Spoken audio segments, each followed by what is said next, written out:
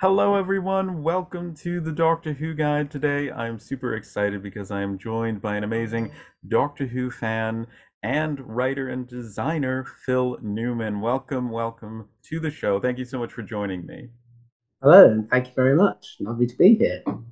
So, I really am excited to have you on today because you have a very, to me, fascinating relationship with Doctor Who, and I really want to dive into that. But first off, where can people find you on social media? Um, well, I'm on Facebook as Phil Newman. I'm on Twitter or X as Phil Newman Design, but just DSIGN without the E. Um, and cosmic_Phil on Instagram.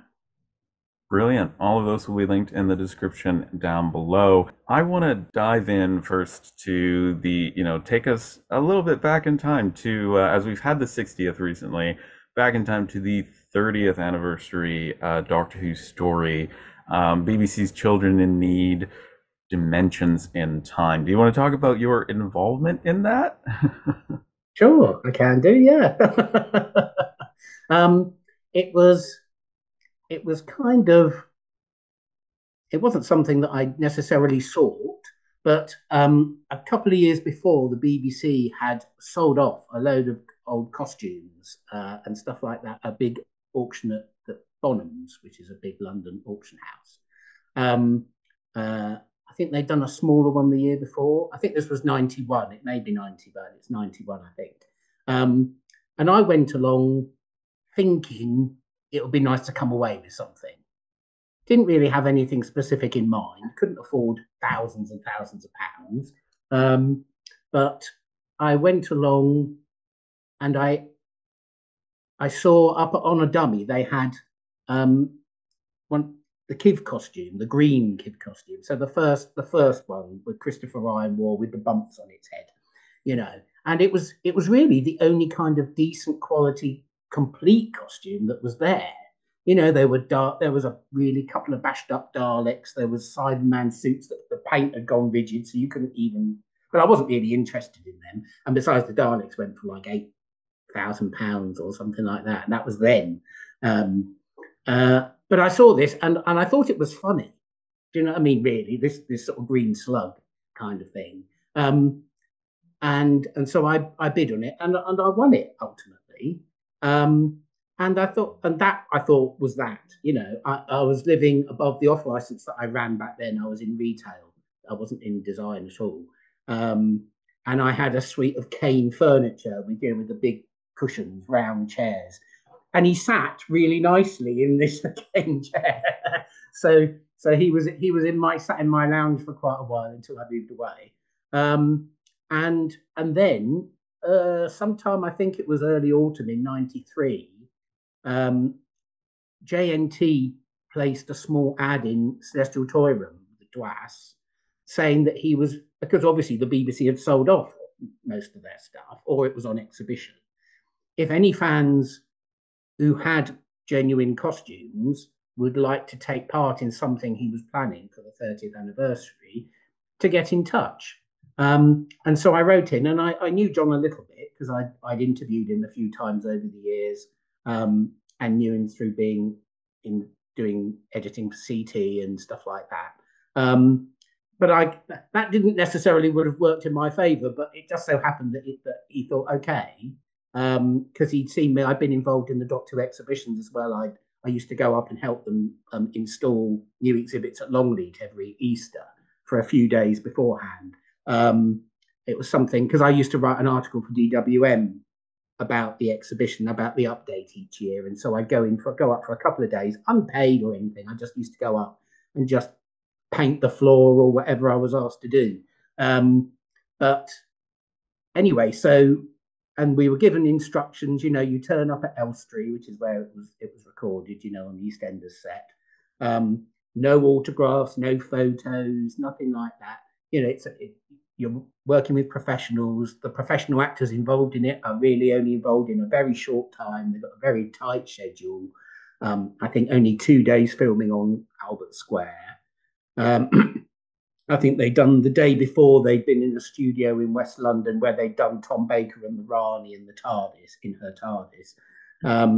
And then after us, they did a day's filming in Greenwich. So it was quite a tight shoot. But anyway, so I turned up there, and we were also told, bring your own makeup and everything else. You can't. And I thought, well, I've never worn the costume, obviously. It's sort of foam rubber kind of. It's sort of foam. But I went with a friend of mine who sadly passed now, Andy Hopkinson, who is an excellent sort of prop maker and costume maker and everything else. But he made, because to join the sort of skull cap head, there was like a ridge of latex foam that went around the face, and it would join the two, and then they were made up, to cover the joins. And he had access to the original mold, and so he made me my own thing, so that at least, but I wasn't sure what was going to happen. But as it turned out, I was stood by the makeup caravan on Albert Square, and presumably one of the makeup artists on it had worked on Mind Warp. Wow. And so she saw me, and basically I had the suit on because you had to put it on like a backwards jacket, and it sort of opened it back, and carry the tail around with me like this, and she said, "Oh, come on." And so she dragged me into the makeup caravan, where I duly got made up professionally by the BBC alongside John Pertwee and Bonnie Langford. So what? Oh my goodness! So that was all a bit weird and lovely. And so that was that, and then I was in that for the rest of the day, pretty much. But that was a thrill. Obviously, the whole thing was a thrill, and it was funny. But yes, so I spent the first day as Kiv, and obviously the Rani was on set, Kate O'Mara was there, Peter Davison was there. I remember the end of part one. There's this big panning shot across the monsters. Now Kiv obviously doesn't have legs, and so I was generally walking around holding this tail out in front of me, just walking around in between takes. And I remember actually Pat Butcher, Pam St. Clement, came round the corner and saw me and said, "Oh, I think someone's having a joke with you, love." And then I found, because they were filming around the market stall area, that there's a large green bin on Albert Square. And it was just the right height to place the tail. And so I stood behind the bin and put the thing on there, and it looked like he was sat on the bin. That's amazing. But that meant I was sort of confined to where I was. I couldn't move from where I was. We did actually reposition when they were doing the shot through the market stall with Fifi in the foreground, because that was the one thing, because it was filmed in 3D. The camera, whatever the process was, and it was a German team that came in with this camera, but it wasn't a wireless camera. It still had cables. It was 1993. And so the camera had to keep moving all the time for the 3D effect to work. But it also meant something had to be in the foreground, middle ground, and background as well. Right. So it was quite complex when they were doing these shots. And so they caught, I think they did one shot, and the bin was on its regular side of the fruit and veg stall, but I wasn't in shot through Fifi's stall, the clothes stall, or wherever it was. And so I got moved to the other side. And you can just see me in the back of shot there, really, not doing very much. But I was there. And then after that, they moved on to the end of the episode thing, where they had a camera on a crane zooming across this line of monsters outside the Queen Vic. And they did one take, and of course I was still on my bin. I was still by my bin, and I thought, hang on a minute, I'm not in this. And then they realised that too, and they said, "Okay, right, so we'll go for another take." And so for one very fleeting moment, Kiv hovers, because you can just see me edging into shot behind. But for one moment, who knew mentors could hover? But there we go. Amazing, It's amazing. canon. It's It's canon. Hence all bother. you're adding to the canon of Doctor Who. That's so fascinating to hear about. I mean, this is a release that I've watched, and I did notice Kiv in the background. I mean, there's so many things to notice as your Yeah, references to past episodes, but I was like, absolutely, that's so cool.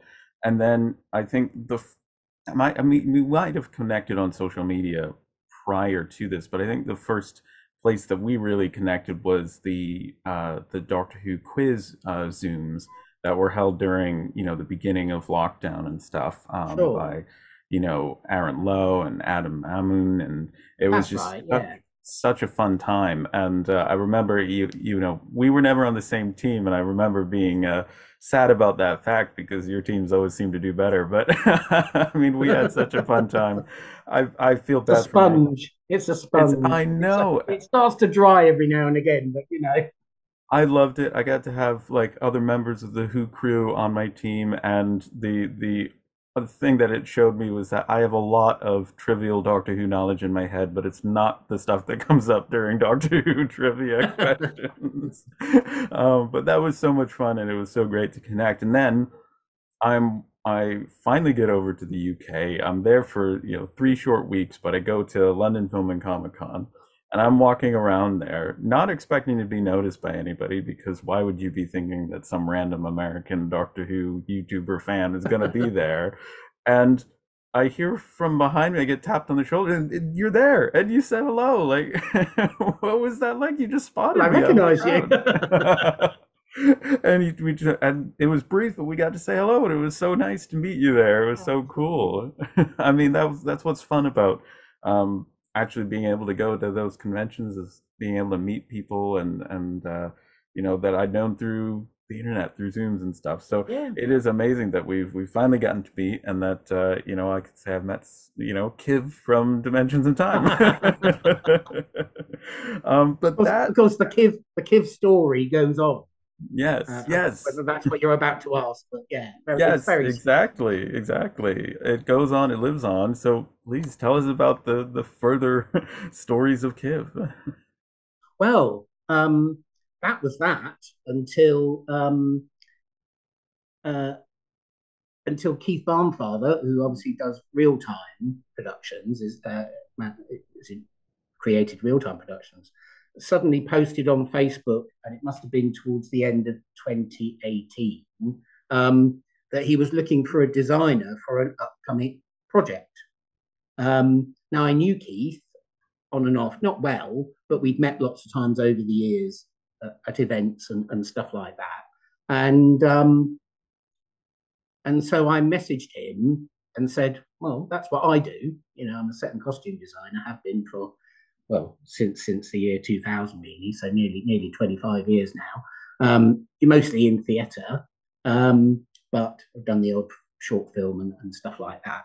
But I'm a designer, um, and and as I found out later, so did a mutual friend, Robert Dick, who does a lot of the interviews for for his Mythmaker series of interviews, and I know Robert too. And he also messaged Keith and said, "What about Phil?" Anyway, so we met, um, and uh, and it was still early stages. I think there was a draft script and whatever there, and I knew it was going to feature Sil, but that was all I kind of knew at that point. And then we filmed Chris Ryan's Mythmakers at the Children's Theatre, where I've got a residency, a small children's theatre near Wimbledon, the Colour House Theatre, um, and um, and we filmed Chris Ryan's Mythmakers there. And so I suggested bringing Kiv along, the other Kiv, and courtesy of Andy, who had created that thing around my head for Dimensions in Time. He also did a face cast because he had access to Chris Ryan's original face cast, so that I could put it in the cowl to keep the cowl supported because it's obviously very thin around the extremities. There's a few little cracks and stuff, but it's getting on now. And and so it, to all intents and purposes, when you put him in a chair, it looks like Chris Ryan. There's a green kid with Chris Ryan's face asleep in the chair. Um, anyway, so he we put him on set.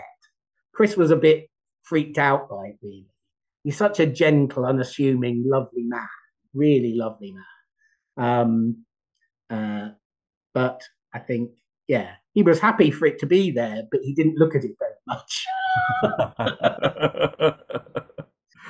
Oh, Anyway, as it turns out, obviously things move on, and um, and then I find, and then I get a updated script and stuff like that, and there's Lord Kiv is back, but his brain has been transferred into a human body, um, a lawyer, um, and originally I think Philip Martin, who wrote it, obviously, had thought that he might play Lord Kiv, I think himself. Um, but then I think he was got quite poorly, um, and Keith approached Chris, and he agreed, and so then I end up designing the costume for the next version of Lord Kiv. So this sort of strange circle, that's so cool. connecting buying a costume at auction just because it made me laugh, and then I end up designing the next version of that character. You couldn't make it up. It's still, it's weird. That's so amazing. I mean, that's so full circle. And Yeah. I actually have here Oh Syl and yes. the Devil Seeds of Arodor. Yeah. So that's The very amazing. same thing that Jeremy Corbyn raised at some event in Scotland that Nabil Yeah, Shaban was and it made the Sun. It made all the newspapers. I remember what was up with that. How did that Well, happen? Nabil was there because Nabil was supporting him because Jeremy had been very supportive to him at some point in the past. I think where a company had tried to get away with not paying him for a project or something like that. There was some sort of dispute that Nabil was in, and Jeremy Corbyn had supported him and won. Whatever the case was. Um, and so obviously they were acquaintances and friends and whatever, and they knew each other. And so Nabil was at this talk or rally that Jeremy Corbyn was at, and put it in his hand before he got up to speak, and then he had it in his hand when he was talking and stuff, and of course people latched onto it, and there was a zoom. I think it was in the Sun, this picture of him, and then it zoomed in on this Doctor Who Blu-ray. You couldn't make it up.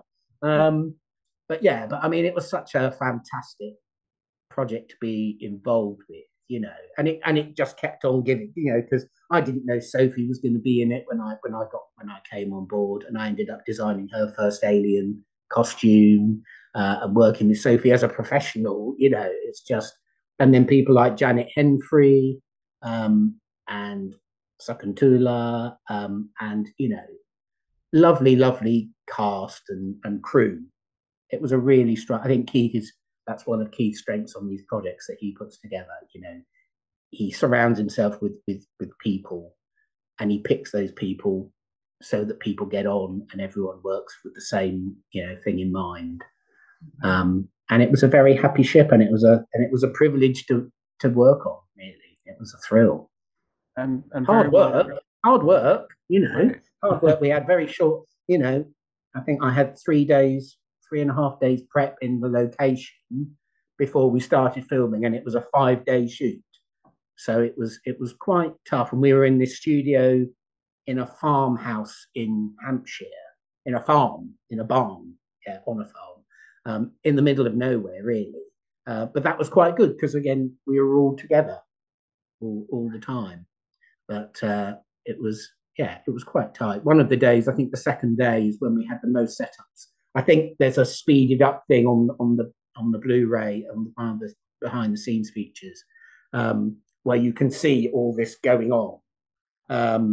But yeah, we had several setups because there was a sequence where Sil is being transported through the corridors of the lunar colony base, and there's a lift, and there's all these other things. So there were like two main two main settings: the courtroom and Sil's cell, and then there were these other setups, um, that basically were all done in the space of about 4 or 5 hours on the Tuesday on the second day. Um, and Keith said it was like being back at the BBC in the 80s, with the way things were turned around. Um, but but yeah, That's but yeah, incredible. it was hard work, but it was a lot of fun, and it was fantastic just watching these people Yeah. work. Chris Ryan, as I said, lovely man. He'd stand waiting for his cue, and then he'd go on, and instantly he was Lord Kiv again. And he doesn't have a TV. He hadn't rewatched his performance before starting that project. He just Wow. Keith had said, because they had a read through in London while I was prepping the set, um, on the Saturday before the Monday when they started shooting. He had a read through with the cast in London, and and Keith, Chris just instantly was Lord Kiv again. He just remembered the performance. He just remembered what he did, without watching anything back after 30 over 30 years. Wow. That's Uh, just, incredible. yeah, amazing, amazing, And he was instantly, So on that set, instantly. Yeah, it's that's fantastic. amazing. That's And of course, amazing. Nabil. Yeah. Yeah. Well, that must have been so cool having Nabil there and Sophie and Nabil was a mate. I mean, Nabil, he was the first one to be called every day because he had to get into that outfit and made up and everything, and he was basically the last one out, every day. There was never a word of complaint or anything like that. He was just a pure professional and an absolute joy, and as was everybody, you know, everyone. It was a really happy shoot, that's incredible. And and over, hopefully it comes across on screen. But, yeah, I was gonna say it's very, very well received and also got a lot of awards, right? I Like know, over 100. It was madness. that's incredible. And I Around the mean, world. Yeah, yeah, all sorts of awards as well, right? Like that's amazing. I mean, the thing about like you're saying, some people are just connectors, and um, it's a real talent to pull together the right types of people who enjoy working together. And like you say, it's a lot of hard work, but it's there's a difference that comes through, and I think you see this in a lot of Doctor Who stuff. But there's a difference when it's more than just a job to people. It's a real there's a real connection and passion for the project, and when you're having a good time together, when you're working well together, even if it's hard work, that does come across on screen as well. um, yeah. I mean, it was. I mean, it was like, it was a privilege, obviously, because Philip Martin had written the script, so it was all kind of true to the characters, yeah, and so on and so forth. So yeah, and it was also nice from from the set design kind of point of view, um, because I do remember asking. I think we asked when it was set, because obviously we'd last seen Sil and Kiv in Mind Warp, um, and I think and Philip had also written a couple of big finishes, which had featured a Mistress Nar character. I think Antidote to Oblivion. I think had featured a Mistress Nar as well. Um, uh, but because it was set on a lunar colony, um, and obviously in Frontier in Space, there was a prison on the moon. yes, Um, and it was like, so where are we in terms of Earth? What's happening with Earth and the Empire and everything, and also in Sil's own timeline. And I think we placed it after. It was obviously after Mind Warp, but set before Frontier in Space, and so that was quite nice because then that gave me sort of ideas in terms of how to approach what the colony, what the security compound and whatever would feel like and look like. Because obviously in Frontier in Space, they use the South Bank quite a lot around the National Theatre and the Hayward Gallery, which is all brutalist concrete architecture. Um, and I thought, well, if they're creating this security place on the moon, it would be solid. It wouldn't be decorative particularly.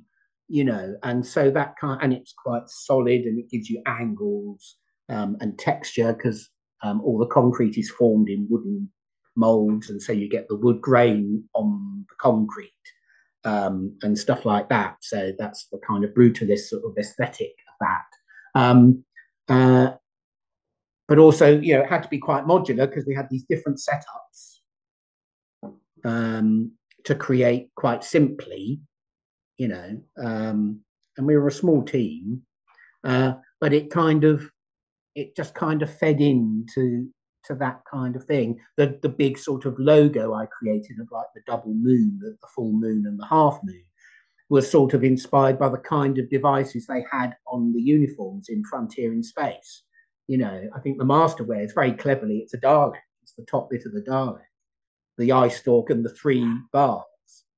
So Right, that's right, actually hinting that the Daleks are behind everything. But it's very subtle piece of. I right. think even today, a lot of people don't realise that's what's there. Yeah, that Yeah. logo on the Master's tunic. Um, but they had a lot of these sort of designs, and so I created a circular design that sort of reflected that a little. But yeah, I suppose it's creating a common sort of visual language to identify it. But it also gave me the opportunity because as a designer, every now and again I'll use backform panels and stuff like that to create sets, like bricks usually, or wood beams and that kind of thing.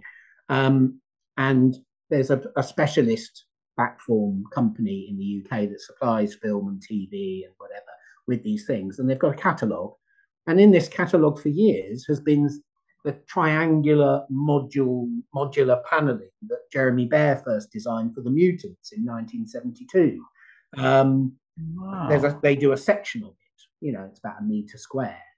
And of course, I've never had opportunity to use it before in any other theatre production. Don't many get many theatre productions set sci-fi really. Um, and uh, and so I thought, oh, could you, not in the main set, but as part of the corridor outside, you can sort of see through the entrance. And so I suggested it to Keith. I said, oh, we could use this. And then it's a nice little nod to BBC sci-fi, not just Doctor Who, but Blake Seven and every other sci-fi that BBC ever made over about 30 years. It would be quite nice just to have that in there as that kind of Doctor Who universe thing. And he said, yeah, go for it. And so it's there. And I brought it back. That's amazing.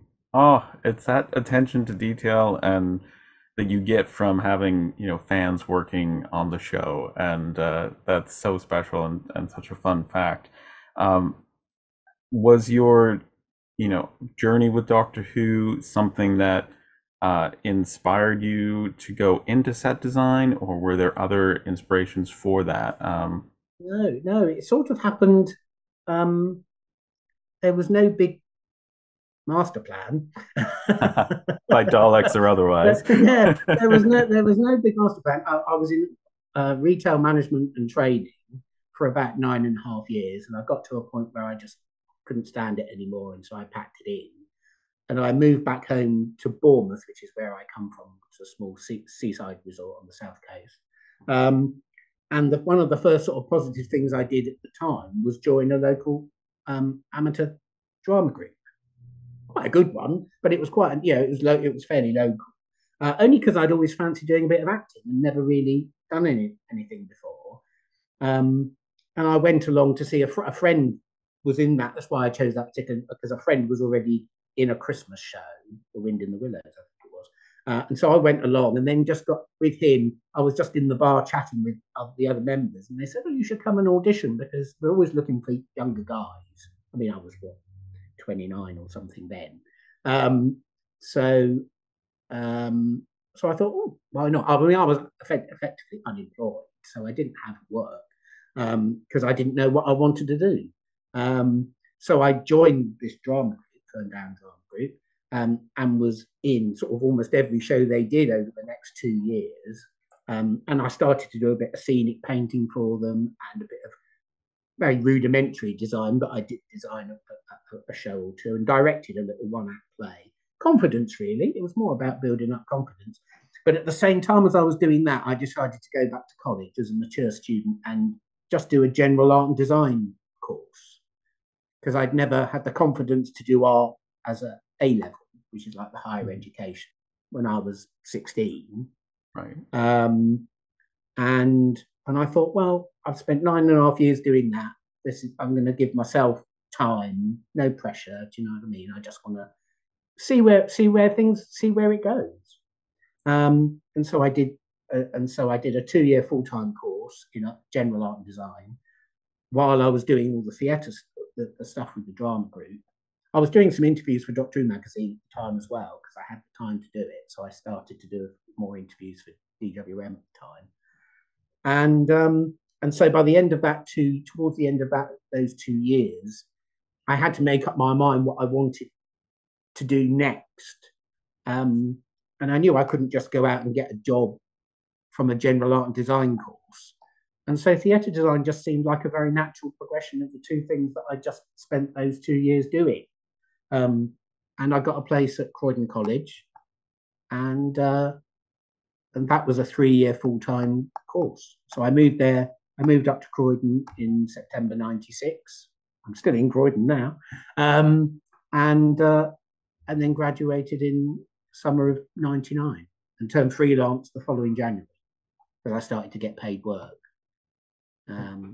So it was, yeah, there was no plan. It's just the kind of way it worked, really. Wow.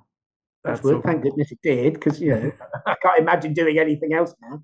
But if you'd asked me then that I'd be doing this now, and I've been doing this now, I don't know, 20 nearly, well, next year 25 years. I wouldn't have even countenanced it. It wouldn't have, never have seemed like any likelihood at all. So Funny how those things work out. I mean, yeah. I mean, I'm glad that's the way it has worked out. yeah. But yes, it when you look back on it, you just think, oh, Are there ways in which being a set designer changes how you watch Doctor Who? Do you notice, is your experience more richer? Do you notice things that could have, because I know as an editor, it affects how you watch things. You know, as a writer, it can affect it. But I imagine there's stuff that you notice, like that, the Dalek on the Master's, tunic, that oh changed no, the but I noticed experience. that years ago. Oh, That's prior, not okay. that's not, You've yeah, always that's been right. eagle-eyed. You've always Oh been, you've yeah. always been, spotting me out in the middle of a convention when Um, you had no idea I'd be but there. yeah, um, I don't know. I mean, I try and just enjoy Doctor Who. Really, Right. it's so different now. I Hmm. think what I can do is look at the classic series, probably because of the way that was done, because that was still done very much in that same sort of tradition, Right. with sets and whatever else. So if you know how something's made, then you can sort of see that, especially when you see it in high definition on the Blu-ray collections. Do you know what I Right. mean? You can sort of see how things were made, or why a wall might wobble is Hmm. because there's no bracing either side of it, and things like that. So, but yeah, I don't think it necessarily nowadays. I mean, it's just the amount of CGI and what happens with that. I just watched Wild Blue Yonder again the other day, and that spaceship Oh, is just astonishing. it's And I know it's incredible. just a floor, it's just a long walkway, that a painted walkway, and then the rest of it was all built in, on CGI. But it's astonishing. But yeah, that's what they can do now with a lot more money. Yeah. Yeah, right. A lot more Used to money. working with not very much money at all on anything. Yes, yes. Oh, and so you went from, going in this direction where the two, theater and design and art, that just seemed to make sense there.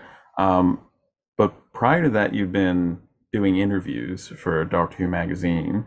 How did you get? How did you essentially land that gig? Because you would have been um, what age when you started doing the interviews? well, I mean, I started doing for fanzines was the first time. I mean, Right. I went to my first convention in '82, and I was Okay. what, 17, 18, in 82. And then got to know some other friends around the Bournemouth area. In fact, it was through one of the fanzines I met the first other Doctor Who fan, if you know what I mean. I'm still in touch with him now, John Heckford. And uh, I remember writing some reviews and bits and pieces like that. And then Tom Baker came to Poole. We found out Tom Baker was announced as coming because he was touring with Educating Rita with the RSC, two-hander. Um, and this was before the Five Doctors. It was after he'd left, it was the year after he'd left Doctor Who. So this was late in 82, but before the Five Doctors. And I thought, because John had already, with other friends, he'd already gone up to the production office and interviewed J&T at the time and things like that for the fanzine. And I thought, why don't I just write and see whether or not we can get an interview with Tom Baker? Wow. Didn't think anything of it. Do you know what I mean? It's just like Mm-hmm. you just write these letters off. Anyway, and I've still got the letter back. I think it was on the Monday. We went to see the show on the first night on the Monday night. It was only in town for a week. Wow.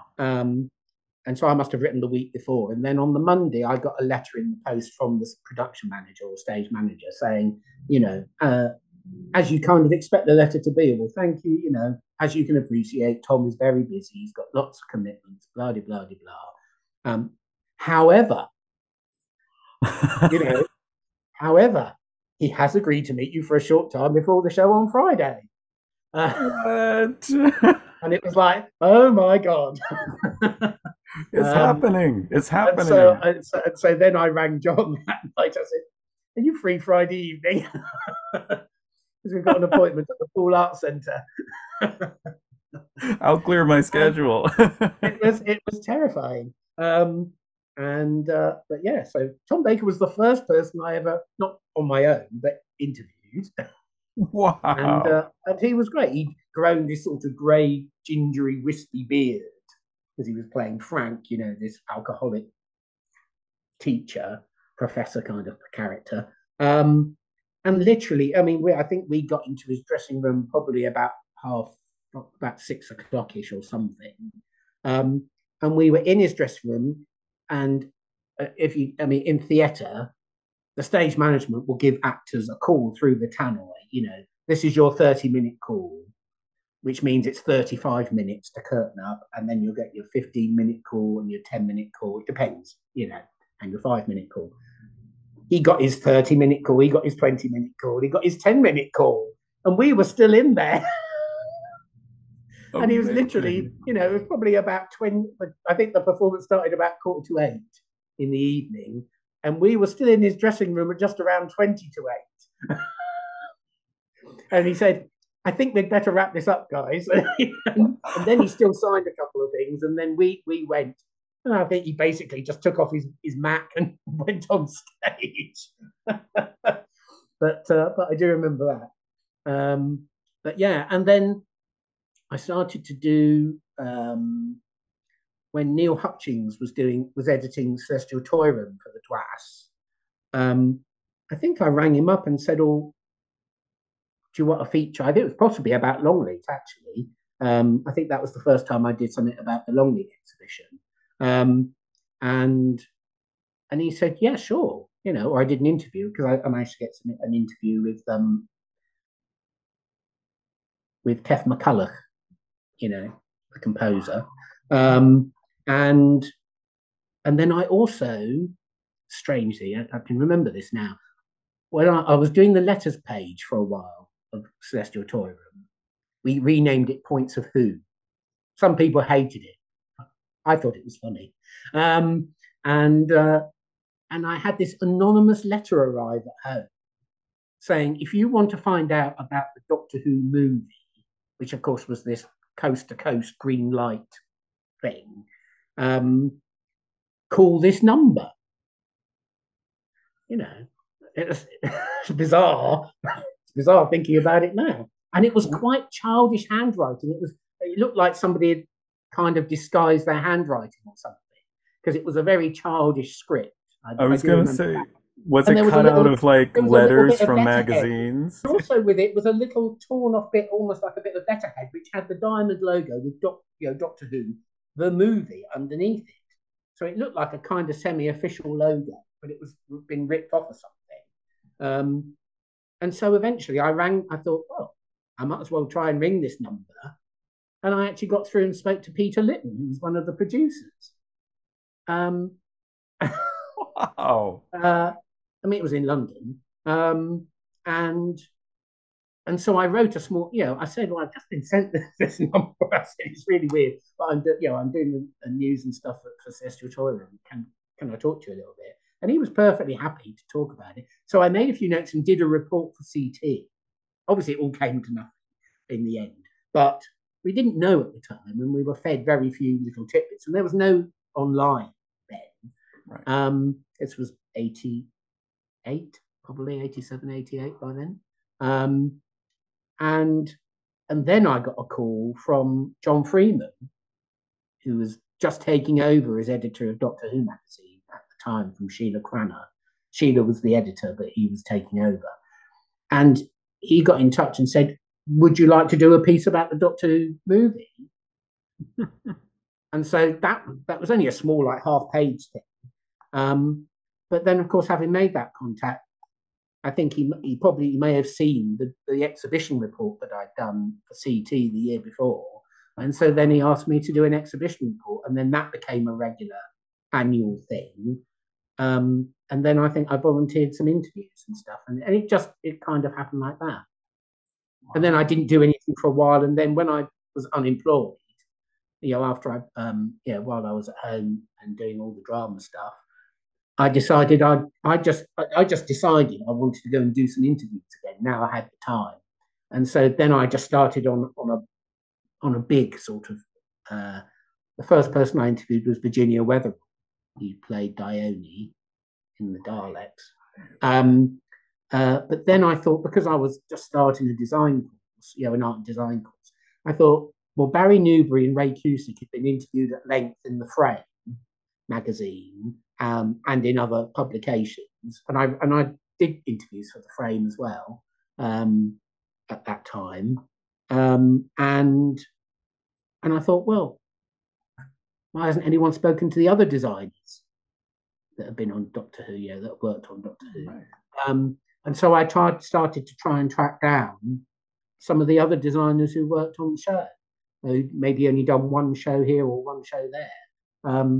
And so that became a bit of a passion for about 18 months or something like that.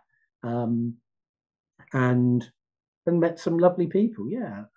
The one that stands out in my mind was Roger Cheveley, who designed the War Games, who was a really soft, lovely guy,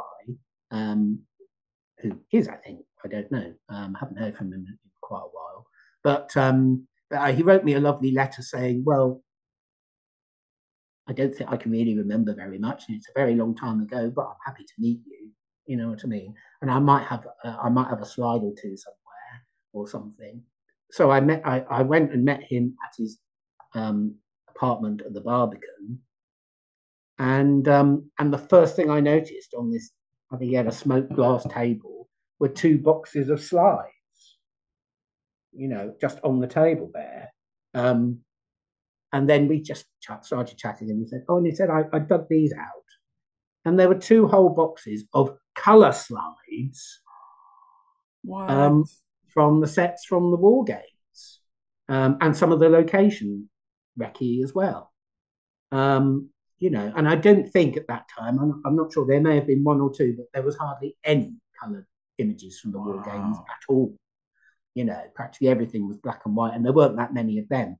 And I couldn't believe it, because I was holding these up to the light, and it was like bright red sets and bright yellow sets, and it was all pop, especially the stuff towards in the latter episodes, in the Warlord domain.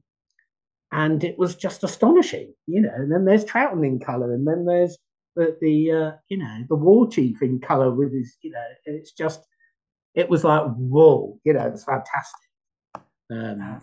I remember taking them into the DWM office. I thought, because Gary Russell was the editor then, and I'd known Gary for quite a few years. Um, and so I thought I need to show him these. You're like, I'm holding a box of treasure You here, know, and it was treasure just like, chest. yeah. So that stands out in my mind in terms of discoveries that I, you know, that happened. Quite often, designers didn't have hardly anything, you know, but they were still happy to chat, and it was fascinating to hear, you know. Right. But yeah, Roger's color slides were just, and they're all on the DVD, you know, and stuff like that. But you know, just a fascinating glimpse into the last black and white story of the 60s. Right, right.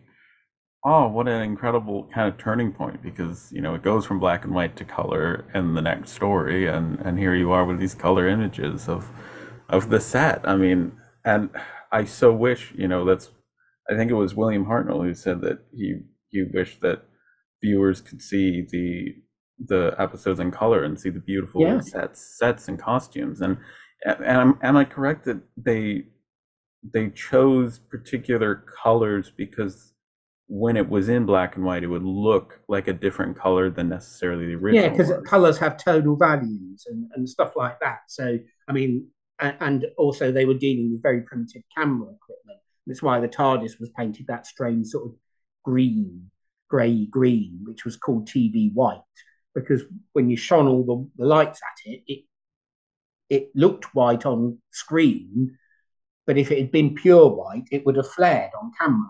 Oh, And that's why very few things later on when they moved to 625 lines and the quality of the cameras improved, that became less important. But in certainly when Doctor Who started, 525 405 lines and whatever, and those turret cameras, um, the resolution was not great, and so the camera would flare if things were too bright. So I mean, I think they'd done not on Doctor Who, but long before that, when they were first doing TV, they'd started off doing everything should be in monochrome.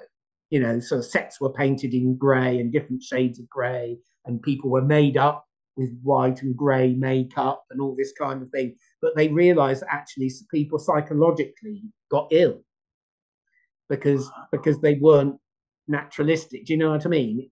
It actually affected people wow. because they had nothing to relate to. It didn't feel like real places and stuff. And so then they created color charts and stuff at the BBC to, with tonal values, so that while it was being broadcast in black and white and filmed in black and white, different colors would give different shades. But obviously, when they're creating something realistic, they would paint it realistically because then the actors respond to it. Um, Right. so Wow. yeah, different world, different world.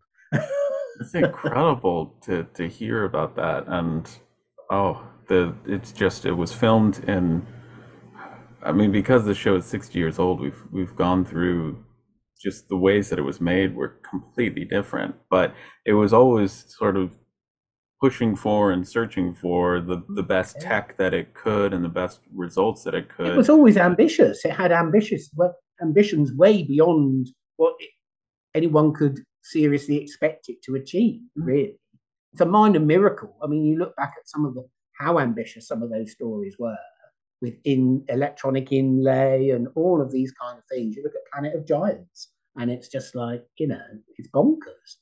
When Right. they're in this tiny studio in Lime Grove and a lot of the time and things like that. Yeah. But it didn't thwart the ambition and the creativity. And that's Verity Lambert, that's David Whittaker, that's the directors, you know. But yeah, Mhm. you don't put actors all in shades of grey because that would be rather bonkers. But obviously, I mean, relating specifically to like Roger Cheveley's sets for the War Games, he created an abstract, obviously not huge budgets, and a 12 parts, a 10-part story at the end of a season where money was running out. Using these sort of plastic panels and modular paneling and all that kind of stuff, perspex, against black drapes effectively, you know, but Right. creating something unique. that definitely stands the You know, test of those time. tunnels, you know, are literally just metal brackets with perspex sheets with holes in, but it just feels otherworldly. Yeah, that's incredible. I mean, the design, and I think that, having that, I mean, certainly, back in the day when they were filmed essentially almost like live theater, where you Mm. had very few remounts, the filming times that they had, and it was like 2 hours an evening to get all of these scenes filmed. To And get an episode, yeah, I mean, it was an episode a week, wasn't it? You know, yeah, it was. yeah, It was an episode a week. Um, you may get the odd a certain number of recording breaks, but there was no post production. right. That, and you had to You know, achieve that all didn't of these happen effects. until into the 70s. You know, that there was Right. no post production, no CSO obviously because they weren't in color. So you know, that all Can't happened can't green 71, screen without 70, green, 71. right? Yeah, precisely. Um, uh, Even though, of course, some of those early Pertwee stories were screened. Most people only had black and white TV sets still at that time. Right. So, you know, so they may still have seen it in black and white, but in terms of the effects of the cameras, it was the cameras that were the important thing. But Right. yeah. It's This, amazing. well, this has been incredible to get to talk to you about your incredible career as a designer and writer, interviewer. Um, I'm so glad that I got to have this chat with you. Thank you for joining me. Oh, thank you. You're welcome. It's been fun.